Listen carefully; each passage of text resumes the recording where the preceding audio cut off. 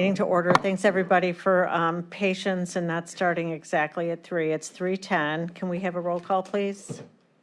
As a reminder to all in attendance, this meeting is being recorded and live streamed on the county's YouTube page. Calling the roll, Ms. Simon. Here. Ms. Stevens. Present. Mr. Jones. Here. Mr. Schron. Here. Ms. Conwell. Ms. Conwell is absent. You have a quorum. Thank you. And just for the record, we're here for Education, Environment, and Sustainability Committee meeting, September 18th, 2024. Do we have any public comment?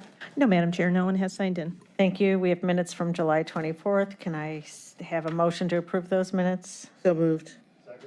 All in favor? Aye. Aye. Minutes approved. Thank you. Those are July 24th meeting minutes. So we have, I think, 3 ARPA items. And the first one is 0312. Could we have that read into the record, please? Resolution 2024-0312, awarding a total sum not to exceed $10,000 to 100 Black Men of Greater Cleveland Incorporated for the Saturday Academy Program from the District 9 ARPA Community Grant Fund. Okay, thank you. And who's here to address that? Lockhart.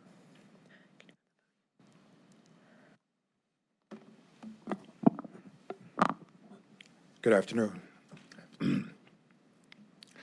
My name is Greg Lockhart. I'm the chairman of the 100 Black Men of Greater Cleveland. We are a mentoring organization primarily. Our mission is to enhance the quality of life of all African Americans, but we focus on African American males, ages 12 to 18, and we do that through our 4 pillars. Our pillars are education, health and wellness, financial empowerment, and education. So we do that in a number of ways. We have programming in each of our pillars. In our education pillars, we're in West Park Elementary School. We're in Cleveland Central Catholic. Our Saturday program encompasses all of our pillars, which we do the 3rd Saturday of every month. We've got one coming up this Saturday with Tri-C, our host partner. We serve continental breakfast. We do programming within our 4 pillars. We also do exposure field trips for the young men. Last Saturday, we took them to the First Tee program at Washington Park Learning Center to expose them to golf. The Saturday prior to that, we took them in conjunction with a partner at the Cleveland Rowing Foundation, exposed them to rowing. One of the young men had never been on the water. When he went on the water, he was excited about it. He went back to his school, inquired about whether or not they had a rowing program. They did, and he joined the rowing program.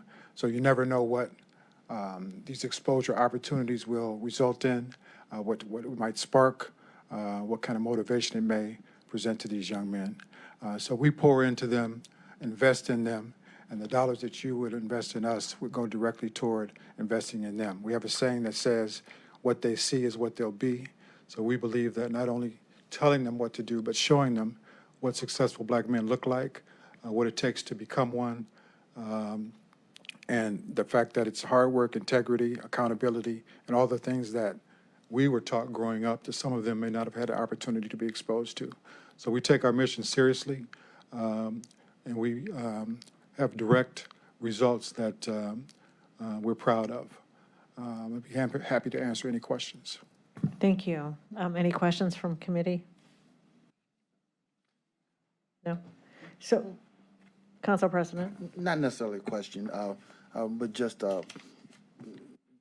want to congratulate you first on the good work you all do.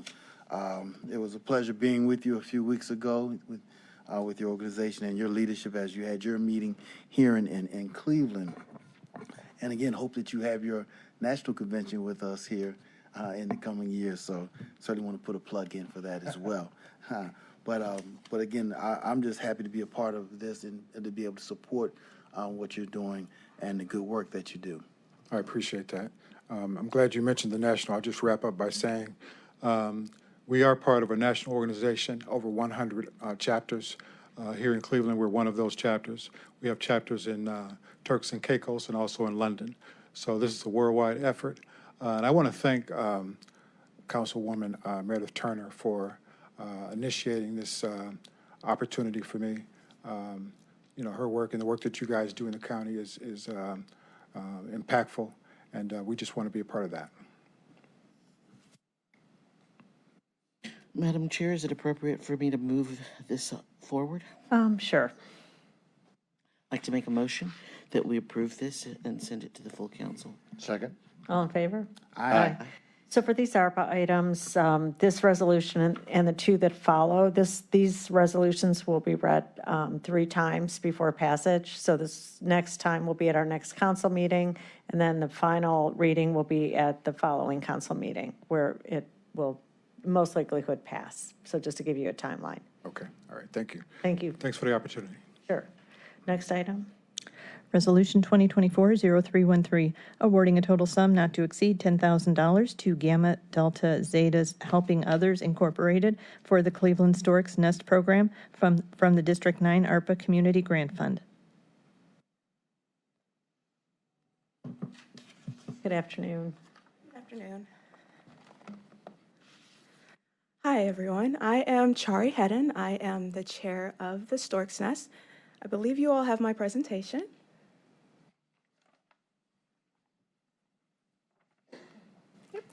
I am the chair of the Storks Nest, which is our educational-based program that we have for prenatal mothers here in Cleveland.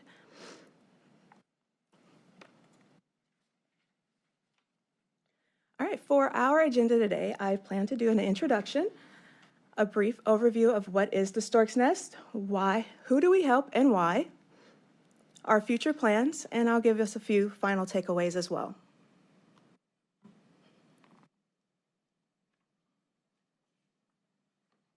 So for starters, for introduction, I've introduced myself. I don't know how to go back, but I am Chari Hedden again, and my co-chair is Kim King. She's my co-chair, and she's not currently here at the moment, but I do have 2 fellow members with me as well, our president, Shawana Brown, and our first vice president, Pamela Brown, as well. So what is the Storks Nest? The Storks Nest is Zeta Phi Beta Sorority Incorporated's partnership with the March of Dimes, and we've been in partnership with them nationally since 1972. The Storks Nest aims to increase the number of women receiving early and regular prenatal care in an effort to prevent cases of low birth rates, premature births, as well as infant deaths. The program is designed to promote prenatal care participation and encourage healthy behaviors during pregnancy through 2 components, and that's incentives as well as education. Based on our program, we are point-based. Our mothers that come to our Storks Nest accumulate points which they can use to shop in our Storks Nest. Our Storks Nest, we do have baby clothing, diapers, wipes, different baby items that are essential to the mother in case they need those for that particular month. And we do have our sessions every 3rd Saturday of the month at the Thea Bowman Center. Now, the Cleveland Storks Nest, it is administered by our chapter, Gamma Delta Zeta chapter, and it was launched on October 21st, 1994. So we are coming up on our 30th year. The Honorable U.S. Congressman Louis B. Stokes was there at the ribbon cutting, and he actually did the ribbon cutting for our initial Storks Nest at Liberty Baptist. The nest officially opened in January of 1995. Currently, as of March 2016, the Nest has been partnered with the Thea Bowman Center, so that's where we currently house our Storks Nest now, and that is within the Mount Pleasant community, which is a highly recognizable resource center. We had our grand opening there on March 19th, 2016, and it's a great location for us to obtain clients and maintain those clients. The Thea Bowman Center, they do have a food bank every 3rd Saturday, which just happens to be the same day that we have our Storks Nest program. So we're able to get referrals from our Thea Bowman Center. If clients are at the Thea Bowman Center for the food bank and the staff there recognizes that, hey, they may have just had a baby or they may be pregnant, they always send them over to us for referrals as well. Also, when it comes to referrals, the mothers that we have within our Storks Nest, they also refer other mothers to us that they may come across at different community baby showers and other things of such as well. Through our program, they are able to go through their entire pregnancy and up to 1 year after birth, after the baby is born. So we do have the prenatal stage, but we do go postnatal up to 1 year as well. We do work with other groups that may come out and speak to the mothers just for our educational-based sessions. So we've had the Cleveland Department of Health come. They've came and spoke on lead. They've also brought their bus and done blood pressure checks, things of that nature for the mothers. Moms First, we've worked with them. We have doulas come in to speak with the mothers as well, so they can have that extra support as they're going through their birthing stage. Also, a chiropractor, that helped. And the one that they really liked was the guided meditation. We had someone come in for a spa day with them. So that was very helpful, and we had our undergrad actually watch their babies while they went to their spa time, sort of. Now, who do we help and why do we help? We are helping the community. So the Stork's Nest, we definitely seek to increase the number of healthy births by increasing the number of low-income women getting adequate medical care and social services during their pregnancy. The mothers are encouraged to bring their partner as well as an additional support person to the sessions.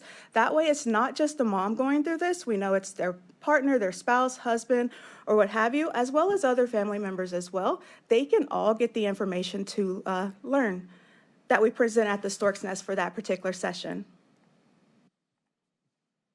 Now, our why. Preterm birth rates in Ohio was 10.8% in 2022, which is higher than the 2021 rate, which was 10.6. Ohio is currently sitting at a grade of D, but there are 6 counties within the state of Ohio that are sitting at a grade of F, and Cuyahoga is one of those. With our program, we do have the ability to provide the mothers the educational-based sessions that could help improve this grade, of course. We want to get this grade of F improved greatly, especially here in Cuyahoga. We have so many resources and hospitals.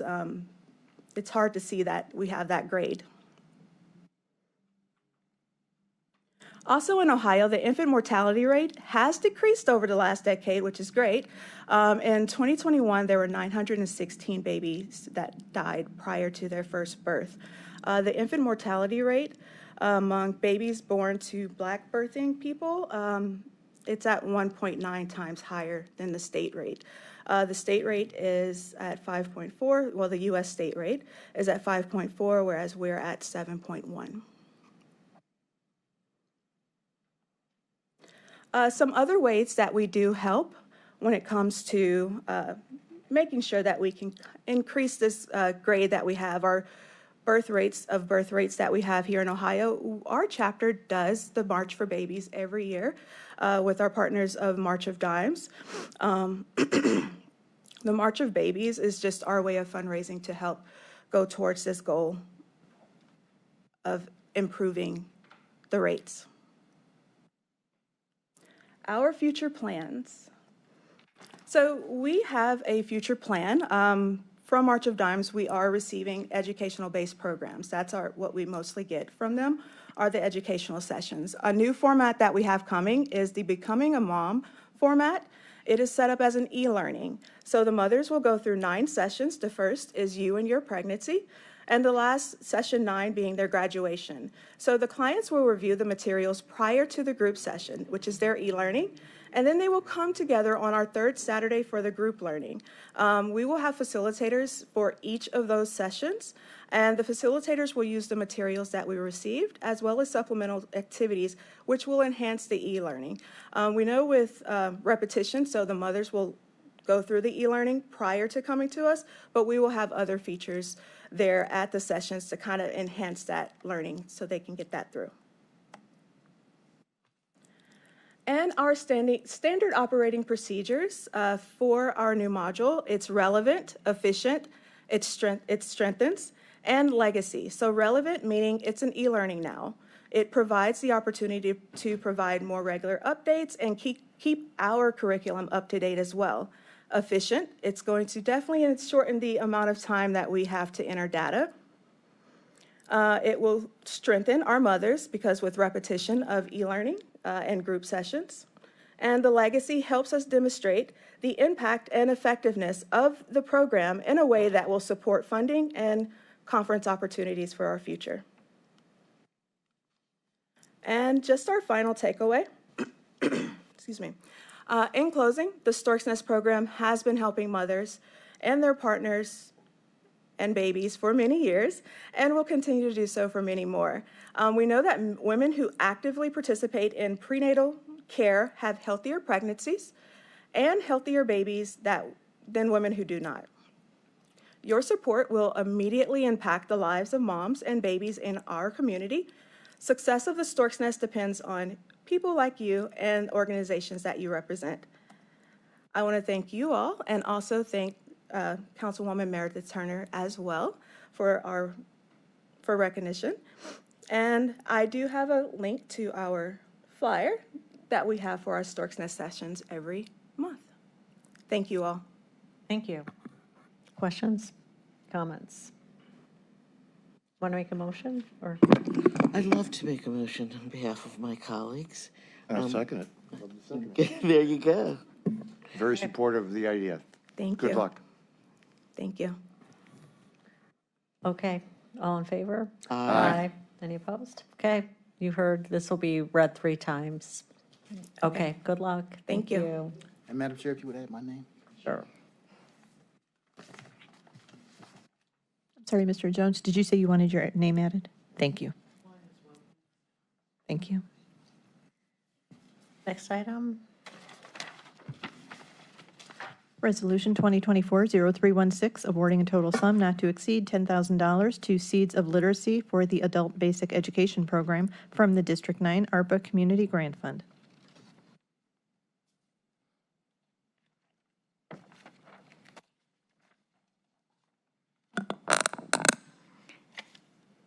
Good afternoon. I'm Bonnie Etler. I am the president and CEO of Seeds of Literacy. I have the wonderful pleasure of leading this organization for over 20 years. So Seeds provides basic education and GED prep classes for adults. We take a very different approach to education. We do all one-on-one instruction, so students are able to work at their own pace and at their own academic level. Last year, we increased our enrollment by over 10%. We served almost 1,700 students last year. The flyer that you guys have in front is just kind of a summary of our last fiscal year. The majority of students coming into our program are reading below a 5th grade reading level, so it is a longer process for our students. That's why we take the individualized approach to them. We operate on longer days for our students, so they have great flexibility. We have 3 class sessions a day. We have a morning, afternoon, and evening session, and people can come whenever they like. We have 2 physical locations. We are in the Clark Fulton neighborhood on West 25th Street in Clark, and in the Mount Pleasant neighborhood on Kinsman and East 139th Street. In addition to that, we have a virtual classroom, so students can join us via their phone, tablet, computer, and not have to worry about transportation or childcare barriers. Last year, we had over 120 students earn their GED. And last fiscal year, you guys greatly contribute to our program, and we greatly continue to appreciate your support. And thanks to Councilwoman Turner for funding Seeds again, or requesting another RFP for Seeds. Any questions? No, Okay, go ahead. I'd like to make a motion that we approve this and recommend it to full council. Second? All in favor? Aye. Aye. Aye. Okay, thank you. Thank you, guys. Bye-bye. Bye. Okay, so we have 2 presentations regarding workforce, and want to come up to our presenters?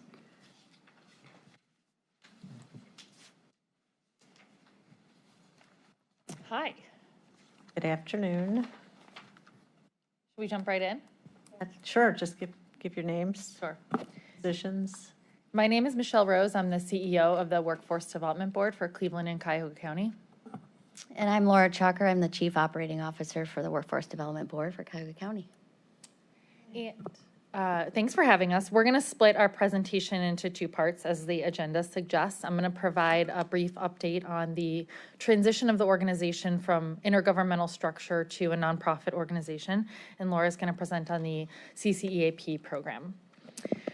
So for the nonprofit transition, the top line is it's going really well. I'll walk you through the rationale that we presented to you and some updates on that last fall. Michelle, I'm just going to make sure all the council Sure. committee members remember. Okay. Because it's been a Yes. while, that Yes, it has. workforce board formed into a nonprofit, the city and the county together. So just as a backdrop for that, and now we're getting our update. Yes. Thank you. So you might remember that for the past 20-ish years, the city and the county jointly staffed their respective workforce development organizations under the Ohio Means Jobs banner, which is the one-stop center implementing federal workforce funding. That is mostly still true. We still have the job center, Ohio Means Jobs at 1910 Carnegie, but we now operate as a nonprofit. Laura and I, as leaders of that organization, are private sector employees now. But we are still the workforce arm of the city and the county. We still want you to use us and think of us as a service provider for employment and training services. If you remember, we came before the committee in the fall. The rationale behind this transition was around alignment in the system and amongst the many providers I know are in your districts. Impact, so the ability to serve more people, and streamlining operations. This nonprofit transition, which took effect on July 1st, allows us to do a lot of things. A lot of those things I mentioned: better leadership, alignment, and vision for the system, more responsive partnerships and programming, changing our organizational culture and structure, increasing the quantity and quality for job seekers, better employer engagement, and the ability to raise philanthropic and private funds. So there were a lot of steps, though, between last October when we came before the committee and where we are today. Like I said, around 10 weeks ago now, on July 1st, we became a nonprofit. And as you can imagine, that was essentially like a startup. We had a number of tasks related to becoming a new employer for our own staff and an independent fiscal agent of our funding. So, I'm happy to walk through what all those steps entailed. It's important, too, that you're meeting us now in September, because in November, we will also release the foundational strategic plan for this new organization. So while we're operating as a nonprofit, the best is yet to come. We will have many more updates on how this nonprofit transition enables all of those goals that I just mentioned. So we are mid-strategic planning process and taking a lot of input from our stakeholders in the community throughout that.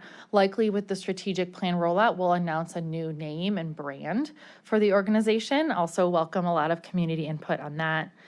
And the operational things that have been achieved around the transition, a lot of them related to governance and finance, but also around our personnel, which I wanted to take a minute to address as well, because that was a big point of collaboration between the county and our team on making sure that our former incumbent staffers, there were 18 of us leading into July 1st, that everyone who wanted to stay with the city or county to be employed there, which was a fair number of them, understandably wanted to stay in their county jobs, were absorbed into different positions in the city and county. So we are very pleased with how that has worked out. We are grateful to those team members for their service to workforce, and I know a lot of them are settling into their new roles nicely. Another thing I wanted to address, Councilwoman Stevens, was around their OPERS transfer. So all's well that ends well on OPERS. It was tricky, as you suggested, but we are grateful that the 8 staff who did transition from city or county employment to the Nonprofit Workforce Development Board were able to be grandfathered into OPERS through a collaboration we have with them. And then I think, Laura, correct me wrong, 6 of them did take that option to do that. And so they were able to keep their OPERS benefits and keep paying into there with our match. So that worked out really nicely for the 6 of them, actually everybody but us. And we set up a new human resources PEO to establish new payroll benefits and insurance. We have already filed our articles of incorporation and are working on updated governance procedures, including a ratified code of regulations, but also board policies. So a lot of reform work along those lines. So this is getting a little dry. I'm going to pause and take your questions, anything about this nonprofit transition that you have questions about, or the forthcoming strategic plan, we'd also be happy to talk about. Yes. Council Vice I'm President. so glad that you protected their PRS longevity. As I get closer to the day where I call them myself and ask when I can get my benefits, I begin to think about other people having those benefits as well. So the two of you chose not to participate, or the system didn't allow you to participate? We both chose not to. Okay. You've got a strategic plan. What are the top 3 things on your strategic plan? Yeah, so the big thing I would say about the strategic plan is it is about changing our role in the ecosystem from a player to a leader, a convener, and in many ways a funder. So one thing that's important to remember about our services is we don't teach anyone to swing a hammer or draw blood, but we fund training so people can learn skills. But we do have career, employment, and training services and funding as well. And so really that positions us as a potential backbone for others to execute work and to innovate further. So, but we also recognize that an increased role has to somewhat be earned, right? We can't just call ourselves a leader. We want to increase the effectiveness and the satisfaction around those core offerings while also trying to expand our offerings. So that's the big one is, and just focus on this customer-centric mindset. Another one is to be a partner to support the economic development competitiveness in our county. The third is around building that reputation for execution and bringing more funding for workforce to our county. And then the fourth, again, likely pillar, this is all still underway, but I did bring a draft with me, as you can tell, is to provide leadership for ecosystem-wide initiatives that result in greater effectiveness for all providers. We think these things will be enabled by the nonprofit transition, including internal capabilities and systems, especially related to data collection and management, a revamped team, and new models for seeding innovation. Thank you. Councilman Tron. Thank you. We've gone through a transition. What's the big difference? There are a few things. For me, and the way I spend my time as a leader, the big difference is the ability to seek funding to expand our offerings. So local philanthropy as well as federal grants are all strengthened by our responsiveness and the ability to quickly respond to labor market dynamics and stand up, for example, sector partnerships and work where it was just taking too long before. So a flexibility and agility that didn't exist under our old procurement and fiscal processes. That sounds like a response that the two of you are more responsive than the system itself.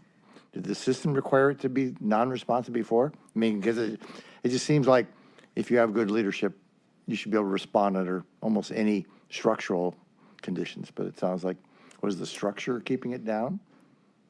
The prescriptive processes around accepting and spending funding were a problem that we could not accelerate. Okay. And then how about your relationship with your training partners? How has that changed?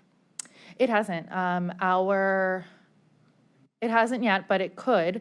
One of the things is that all of our contracts transitioned. So we didn't upend any contracts. They came to the nonprofit with the same terms.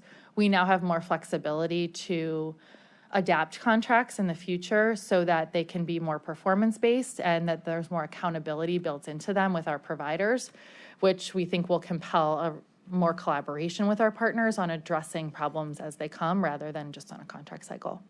And ultimately, the objective or the success is based on placement and how you place your clients. Yeah.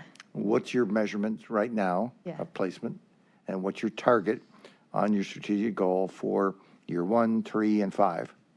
Yeah, great questions. I don't have all the data with me. We are trying to both increase the placement rates and to increase the number of them. So placement is the ultimate KPI in workforce, as you know. That's the measuring stick for Yeah. what it should be, right? We're also trying to better measure across the system.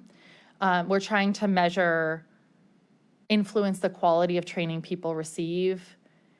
Enrollment into training increasing is another secondary performance indicator we care a lot about, as is retention and wage in the job after placement. So those are all things we are managing, and we can get you the data on the 1, 3, and 5-year rates. Okay, and how do you identify what are the areas that you should be focusing on? Because sometimes the shiny object is what you might be chasing, but it might not be where the jobs will be for the next few years. And how do you make sure you're focused on the employer's needs? Ultimately, is who is going to hire the folks coming out of the program. Yeah, exactly. We don't chase shiny objects. We don't have the freedom to do that. Everything in the workforce system is demand-driven, which means what employers locally are saying they need. We can get that data, but we also talk to employers. Our board is majority employers, and we also cultivate employer relationships, which I acknowledge we could do better. We cultivate employer relationships so that there's no middleman between us and helping a business find talent. And the county has created some impetus towards the sector partnerships. I don't know if you're up to speed and familiar with the Yes, we're very involved in the sector three partnerships, and now the 4th sector partnership. Do you coordinate with those bodies? Because some are up and running, some are struggling. Yeah, there's a continuum of how the sector partnerships have gone, with the strongest example being in manufacturing. Yes, we work very closely with both the Workforce Funders Group, of which we are a member, and through our services and providing the executors of those sector partnerships the scholarship or incumbent worker training money that they need to perform their work. We're going to be, I hope, facing an exciting challenge that could involve you, and I hope that you would get engaged as far as the campus concept of what's going on in the new jail down in Garfield, because that's a place where success would be, can we find places and work for those 1,600 individuals that currently are in our care. I saw that just last week that Tri-C had their first graduate from the Juvenile Justice Center receive their associate's degree. And it's almost impossible for me to fathom how that could be achieved, but it's phenomenal that it was done. Can you see if there's a way in which you could get engaged in this? Because we're in the early development stage. We have the chance to actually write a brand new book and chapter on how you deal with those who are in our care, and could we get them a skill, and whatever that happens to be. If you are pointing training to these individuals, this is a workforce that is not usually looked upon as a workforce, but if we could figure out how to get them jobs, figure out how to get them in the system. I know that we've placed around 350 formerly incarcerated individuals in manufacturing. If you could do the same thing with these folks who are in pretrial, I just cannot help that think that this would be a way for us to revamp how the justice system looks at these individuals, perhaps giving them suspended sentences. And if you could work with them to be a facilitator in that training, I think this would be a way in which And not only are you creating a nonprofit, but you could create a new vision for this county. And I would throw that out there as a challenge that's probably not on your top 4 points that you just had on your strategic plan. But if it is, I congratulate you for your having seen it. If it's not, please add it. Thank you. We would love to work with you on that. I do think there's room in this new strategic plan to think about what kinds of new programming fits underneath it, which this absolutely would. One thing we hear a lot, of course, is that employers can't find enough workers, and they have to think differently about where they might find those workers. And in our view, or at least in mine, this idea of pre-release or pre-trial skill attainment is an obvious source of potential talent. So I feel optimistic that many more employers feel that way than they used to. So we'd be happy to talk about how that could work at the new jail. And Dr. Bastian and I have had conversations on this on a regular basis. Yep. And I truly believe that Tri-C could or should have an affiliation with this new campus concept. And I hope the county executive would listen to that as part of a go forward. And I can see that your body is one in which could fit in very nicely into this package. We Thank you. think so too. Thank you. Thank you. All right, thanks for the update. Thank you. Laura? So I want to update you all on the Educational Assistance Program, which we affectionately call CCEAP over at our building. Just to remind folks of what this is, we receive $500,000 per year. Thank you for that funding. And it is to provide Cuyahoga County residents with training for in-demand occupations, or if they are finishing their college-level courses, they can be within 12 credits of finishing those. But they all have to be pursuing careers that are in the in-demand field.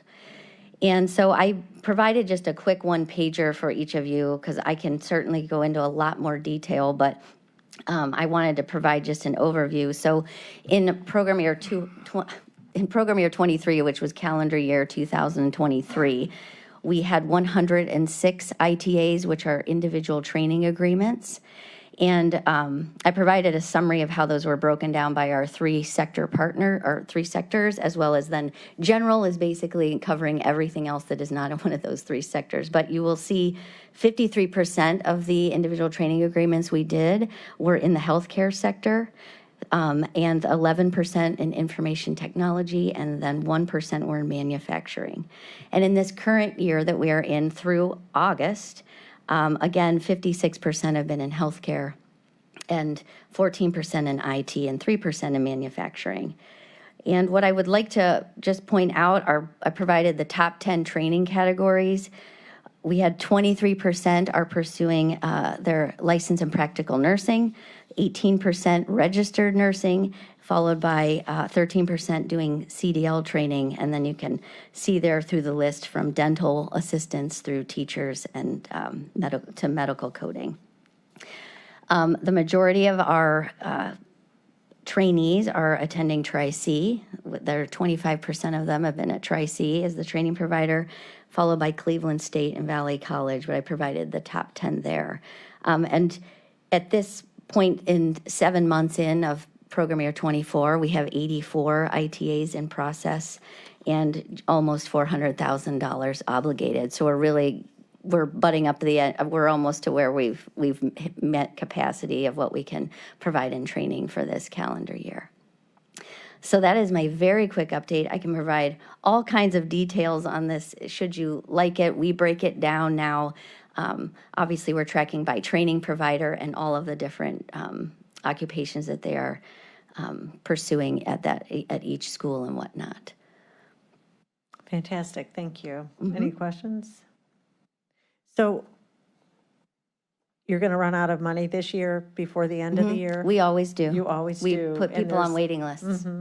And it's challenging because, of course, they're trying to, especially if they're already in their coursework, and we're coming in at the end of that. We're trying to make sure we get those individuals in so they're still finishing on time and certainly not waiting to finish school or delaying that from happening. But we typically have wait lists we already are starting our wait list now. So for when we get our funding for 2025, that we can start approving ITAs again.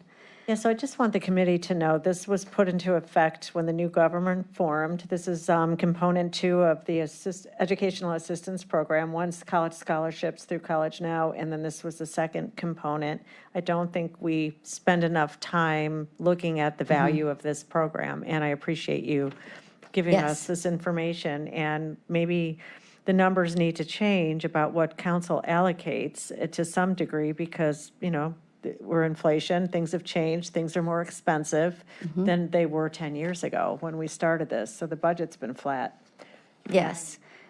These are the kind of programs that enable people to get jobs and get into work that don't want to go to college. And I think now with the student loan issues, then this is probably a place we need to look at enhancing some budget numbers. So I appreciate that, everything you brought to the table today. Any Yes. questions? I did neglect to mention, we do have, the cap per person is $5,000. How would an increase in that cap impact what the goals are? Well, it's challenging, obviously, because then are you serving less people with, a portion of that, or providing additional dollars? What's really been helpful about having this source of funding is we can add it to our portfolio for individuals that may not be eligible for WIOA funding for ITAs. So it's another option for individuals that still have this very important need, but we can't leverage WIOA dollars. So it's another option to do that. And so it allows us to do that all at the one stop and assess the best avenue for that individual. Okay. But we currently have it is capped at $5,000 per person. Okay. All right, thank you. And so did you want to talk a minute about the pilot of the child care? I don't know where you're at. So committee knows I'm exploring a pilot possibility of enhancing the pay of child care workers to see if that would help provide a model and how we could improve that problem that's so pervasive and impacts so many different aspects of our workforce. Do you want to talk about that for a minute? We won't take a lot of time. Yeah, sure. I'd like to start by highlighting a report, which I'd be happy to send to all of you, from Early Matters NEO, which is a newly formed, newly named, but formed a couple of years ago, a group of local actors, including Starting Point, Invest in Children, Shauna is here, Tri-C, us, the Workforce Funders Group, and Pre4CLE, around naming and clarifying the crisis, the child care crisis, and its impact on our local economy, on employers, and of course on working parents. I will just read one stark stat from the one pager here, which is that approximately 20,000 parents are on the sidelines of our labor market. So that alone would close many gaps at many employers if we were able to get parents off the sidelines. So when childcare doesn't work for parents, which it doesn't, employers bear the brunt of the consequences. And there's a lot of issues. There's the cost of childcare, there's access to childcare. But one of the things that really reduces the number of slots available, and therefore the affordability, is that there aren't enough people doing this work. And it is very hard work. It is work we do not properly monetarily value in our society. And it's also disproportionately done by women of color. And so one solution that we can look to, although there are many, but I think one that is more impactful and sustainable, is to explore how we raise the wages and therefore draw more people into the workforce and retain and support those who are already in this workforce.